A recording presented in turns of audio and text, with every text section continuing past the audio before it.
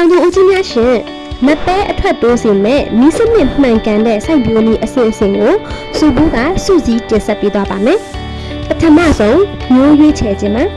ရေစင်း3-5လို့အထွက်ကောင်းမျိုးတွေကိုရွေးရပါမယ်မြန်မာပြည်အထက်ပိုင်းအတွက်ဆိုရေစင်းလေးကအကောင်းဆုံးပါ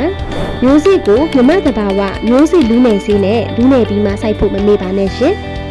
စိုက်စနစ်အနေနဲ့ကျဲပတ်တအေကအပင်ကြီး3,300ဒါမှမဟုတ်စိုက်တန်းကြားတပီပင်ကြားလေးလက်မှစိုက်နိုင်ပါတယ်စိုက်ချိန်ကတော့လယ်သီးထက်နိုဝင်ဘာဒီဇင်ဘာရာသီးထက်စက်တင်ဘာအောက်တိုဘာရေသွင်းဒေတာဧပြီမေဒီလိုမှတ်ထားလို့ရပါတယ်မြေဩဇာကတော့အစင်းလိုက်300ပါမယ်မြေပြင်အချိန်မှာတောင်သူကြီးတအေက4အိမ်လုံးထည့်ပေးပါအပင်အသက်10ရက်15ရက်ကနေတောင်သူကြီးဖိုတိုချင်း100တောင်သူကြီးအမိုင်နိုဘိုင်အိုစူပါတောင်သူကြီးပင်အားကောင်းပိုးပြေ3မျိုးဆက်အတွဲကို10ရက်တစ်ကြိမ်ဖြန်းပေးပါပန်းစားပွင့်ချိန်မှာလည်းဒီဆေးအတွဲကိုပဲဖြန်းပေးပါ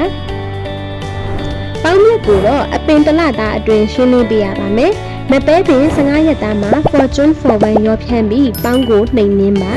ပိုးမွားတွေဖြစ်တဲ့ပြလေးရင်းဖြူတွေကိုအပင်ငယ်စဉ်တည်းကကာကွယ်ဖို့မမေ့ပါနဲ့ရှင်ရေသိမ်းချိန်ကတော့ပဲတောင်တွေ85ရာခိုင်နှုန်းခန့်အစိမ်းရောင်ကနေအနက်ရောင်ပြောင်းတဲ့အချိန်မှာ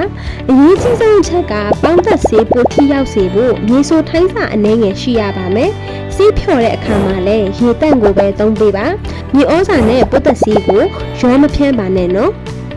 တောင်သူဦးကြီးများရှင်မပဲအထွက်တိုးစီမဲ့နီလန်အစိမ့်စိမ့်ကိုသိရှိသွားပြီးထင်ပါတယ်ဒီလိုအသုံးဝင်တဲ့စိုက်ပျိုးရေးဗဟုသုတများစွာကိုစုဘူးအပ်ထဲမှာအခမဲ့ဆက်လက်ရှာဖွေနိုင်ပါတယ်စုဘူးမိုဘိုင်း application ကို Play Store ကနေအခုပဲ download လုပ်ပြီးဦးကြီးတို့ရဲ့မပဲစိုက်ခင်းအောင်မြင်မှုကိုရယူလိုက်ပါ